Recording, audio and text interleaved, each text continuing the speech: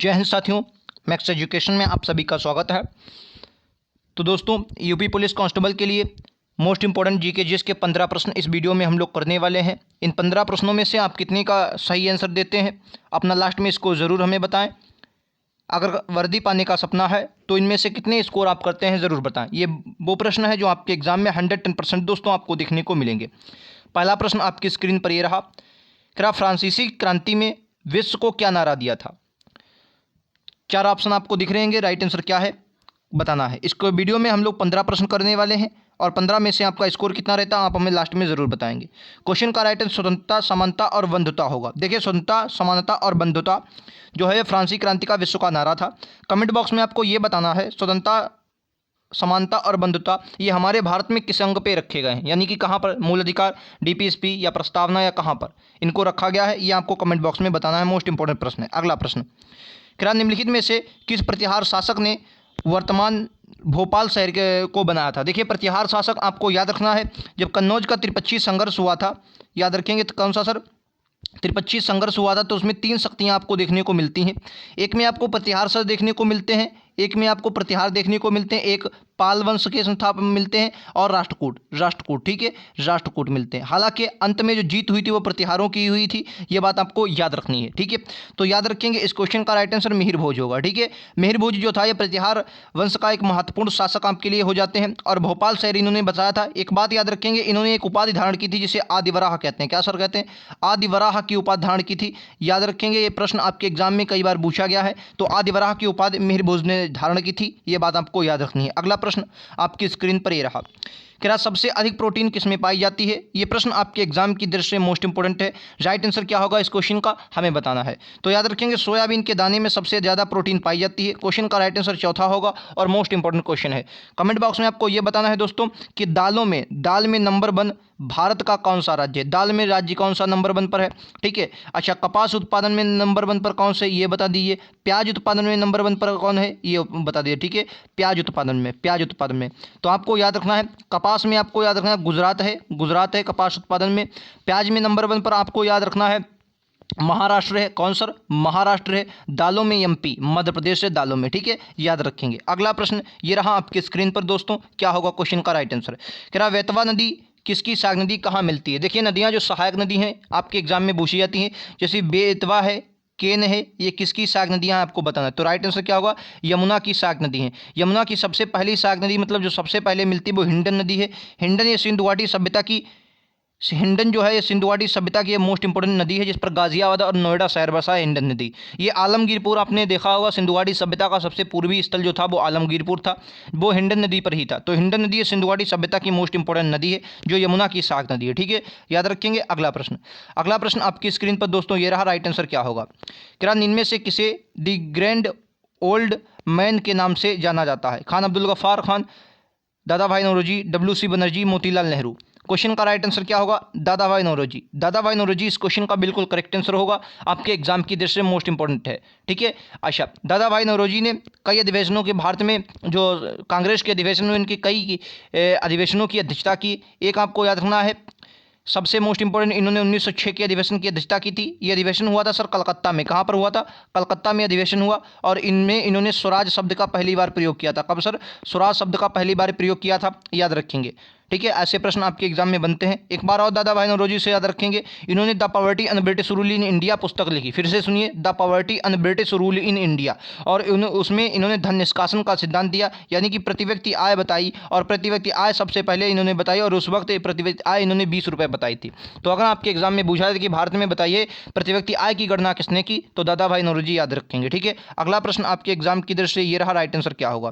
क्या मंगोल के वंश मुगल कहाँ के मूल निवासी थे? देखिए, मंगोल आक्रमण आपने मध्यकालीन भारत में सुने होंगे। सबसे पहला मंगोल आक्रमण हुआ था वो बलबन के समय में हुआ, ये बात बहुत अच्छे से आपको याद रखनी है। और सबसे ज़्यादा जो हुए वो खिलजी, अलाउद्दीन खिलजी के समय में सबसे ज़्यादा मंगोल आक्रमण हुए। ठीक है, और इसी की मंगोल आक्रमण से सुरक्षा के लिए गयासुद्दीन तुगलक को गाजी की उपाधि दी गई थी और बाद में वो गद्दी पर बैठा था। ठीक है, तो याद रखेंगे मंगोल एक बहुत आक्रमणकारी जनजाति और मध्य एशिया में रहते थे। कहाँ पर? ये मध्य एशिया के अंडर में आते थे। ये बात बहुत अच्छे से आपको याद रखनी है। तीसरा इस क्वेश्चन का बिल्कुल करेक्ट और बहुत ही बेहतरीन आंसर है, आपके एग्जाम की दृष्टि से मोस्ट इंपॉर्टेंट है। ठीक है, अगला प्रश्न जो आपका चीन के ऊपर वाला हिस्सा है, क्वेश्चन कह रहा है दिल्ली में हुमायूं का मकबरा किस मशहूर मुगल ये गलत लिखा है, ठीक है, शासक ने बनवाया था, ये गलत लिखा है। दिल्ली में हुमायूं का मकबरा किस मशहूर मुगल शासक ने बनवाया था। फिलहाल आपको ये याद रखना, ये मुगल शासक भी गलत हो जाएंगे, चारों ऑप्शन आपके गलत दिए गए हैं। हुमायूं का जो मकबरा था वो किसने बनवाया था। ये हुमायूं की एक विधवा बेगम थी जिनका नाम हमीदा बानो बेगम था। क्या था? हमीदा बानो बेगम, ठीक है, हमीदा बानो बेगम, याद रखेंगे, बेगम।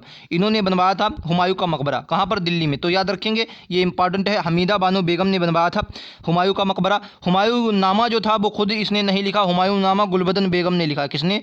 गुलबदन बेगम आपको याद रखना है, इन्होंने हुमायूं नामा लिखा था और हुमायूं का मकबरा हमीदा बानो बेगम ने बनवाया था। ये प्रश्न आपको याद रखने हैं, ऐसे प्रश्न आपके एग्जाम में बनते हैं तो आपको गलत नहीं करना है, ठीक है। और कब बना था? ये 62 में, 1562 में बनाया गया था, ये भी बात याद रखेंगे आप। अगला प्रश्न, क्या पश्चिम बंगाल में रानीगंज का संबंध है? पश्चिम बंगाल में रानीगंज का संबंध, दूसरी पंचवर्षीय योजना में पश्चिम बंगाल में एक स्टील प्लांट खोला गया था, बताइए। 3 खोले गए थे, दुर्गापुर, एक था भिलाई और एक राउरकेला। इनमें से पश्चिम बंगाल में कौन सा, ये आपको बताना है। तो पश्चिम बंगाल में जो रानीगंज है इसका संबंध कहाँ से? लो एस्क से, कॉपर से, मैग्नीज से, कोयला क्षेत्र। क्वेश्चन का राइट आंसर क्या होगा? तो आपको बहुत अच्छे से याद रखना। देखिए, पश्चिम बंगाल एक तो जूट उत्पादन में मोस्ट इंपॉर्टेंट है, जूट उत्पादन के लिए जाना जाता है, और कोयला क्षेत्र में रानीगंज है, ठीक है। भारत का सबसे ज़्यादा कोयला दामोदर नदी घाटी से निकलता है। कौन सा सर? दामोदर नदी घाटी से निकलता है, याद रखेंगे, नदी घाटी से निकलता है, इसलिए इसे वे भारत का रुद्र प्रदेश कहा जाता है। अगर विश्व का रुद्र प्रदेश पूछा जाए कि विश्व का जो रुद्र प्रदेश है वो कहाँ पर है, तो विश्व का जो रुद्र प्रदेश है वो याद रखेंगे कहाँ पर है? जर्मनी, ठीक है, जर्मनी। और राइन नदी जो है उसी के क्षेत्र में, राइन नदी जो है वो रिफ्ट घाटी में बहती है, वहाँ पर कोयला उत्पादन किया जाता है। कहाँ पर? जर्मनी में, ठीक है, याद रखेंगे। अगला प्रश्न दोस्तों, ये रहा आपकी स्क्रीन पर, राइट आंसर क्या होगा। देखिए दोस्तों, इस वीडियो में मैं फिर से बता देता हूँ, 15 प्रश्न है, 15 में से आपका स्कोर कितना रहता है हमें जरूर कमेंट बॉक्स में आप बताएंगे। कृष्णराज सागर बांध किस नदी पर बनाया गया है? कावेरी नदी, तुंगभद्रा नदी, कृष्णा नदी, गोदावरी नदी। मोस्ट इंपॉर्टेंट कुछ बांध होते हैं जो आपको एग्जाम में 110% देखने को दोस्तों मिलते हैं। गोदावरी पर आपको बहुत अच्छे से याद रखना है, त्र्यंबक नाम एक स्थान से निकलती है। दक्षिण भारत की गंगा कहा जाता है, दक्षिण की सबसे बड़ी नदी गोदावरी है, नासिक इस पर स्थित है। राइट आंसर कावेरी होगा। कृष्णराज सागर बांध है कावेरी नदी पर है। कावेरी नदी पर 3 नदी द्वीप बनाए गए हैं जिनको आपको याद रखना है, श्रीरंगपट्टम, शिवसमुद्रम और श्रीरंगम। ये 3 द्वीप आईएएस के क्वेश्चन में, आईएएस के एग्जाम में पूछे गए। फिलहाल आपको याद रखना, अब नीचे एग्जामों में बहुत बार एक क्वेश्चन आया है, ठीक है, याद रखेंगे तो कावेरी नदी पर, ठीक है, बहुत इंपॉर्टेंट प्रश्न है आपको। अच्छा, ये तुंगभद्रा किसकी सहायक नदी है, या कमेंट बॉक्स में आपको बताना है किसकी सहायक नदी है। ऐसे प्रश्न आपके एग्जाम में बनेंगे तो आपको गलत नहीं करना है, फिर से बता रहा हूँ। नेक्स्ट प्रश्न, क्या भारतीय संविधान के किस अनुच्छेद में मुख्यमंत्री के कार्यों को परिभाषित किया गया है? मुख्यमंत्री के कार्यों को प्रभावित किया गया किस अनुच्छेद में? 166 है, 163 है, 167 है या 164? तो याद रखेंगे इस क्वेश्चन का राइट आंसर 167 होगा। 167 में आपको याद रखना है, 167 में क्या किया गया है सर? 167 में बताया गया है कि मुख्यमंत्री के कार्यों को प्रभाषित किया गया है। अच्छा, अगर 153 आपसे पूछ लिए, बताइए क्या होगा? 153 में राज्यपाल की चर्चा की, किसके? राज्यपाल की चर्चा की गई, आपको याद रखें, किसकी? राज्यपाल की चर्चा की गई, आपको बहुत अच्छे से याद रखना। कुछ आर्टिकल लिख रहा हूँ उनको बताइए, उनमें क्या है? 280 बता दीजिए क्या है? 280, ठीक है। 112 कई बार आपके पूछा गया एग्जाम में, तो 280 में वित्त आयोग की चर्चा, वित्त आयोग जो 5 वर्ष बाद आता है। 112 में वार्षिक विवरण जिसे आप बजट कहते हैं, हालांकि बजट शब्द की चर्चा भारतीय संविधान में नहीं है, वार्षिक वित्तीय विवरण कहा गया, लेकिन आप बजट अपने याद करने के अनुसार 112 में लिख सकते हैं। ये कुछ मोस्ट इंपॉर्टेंट आर्टिकल हैं, कभी चर्चा मिलेगी सारे आर्टिकल हम लोग समझेंगे, ठीक है। चलिए अगला प्रश्न दोस्तों, ये रहा आपकी स्क्रीन पर, राइट आंसर क्या होगा? क्या नामदफा अभ्यारण्य, याद रखिएगा, गलत लिखा हुआ। नामदफा किस राज्य में स्थित है? नामदफा राष्ट्रीय उद्यान किस राज्य में? बिहार में है, मेघालय, अरुणाचल प्रदेश या असम? तो बिहार में आपको एक वाल्मीकि नहीं भूलना है। कौन सर? वाल्मीकि जो होता है ये कहाँ पर है? बिहार में स्थित है, ठीक है। असम में आपको बहुत, काजीरंगा असम में मिल जाएगा, मानस, ओरांग, नामेरी, ये सभी कहाँ पर है? असम में है, ठीक है। राइट आंसर क्या होगा? अरुणाचल प्रदेश। नामदफा जो है आपका अरुणाचल प्रदेश में, तीसरा इस क्वेश्चन का बिल्कुल करेक्ट आंसर हो जाएगा। आपके एग्जाम की दृष्टि से मोस्ट इंपॉर्टेंट प्रश्न है, ऐसे प्रश्न आपके एग्जाम में बनते हैं। बाघ ये क्या है? ये प्रश्न टेट में पूछा गया था तो मैंने इसको जरूर ले लिया है, हालांकि ऐसे प्रश्न रिपीटेड प्रश्न आपके एग्जाम में बन सकते हैं।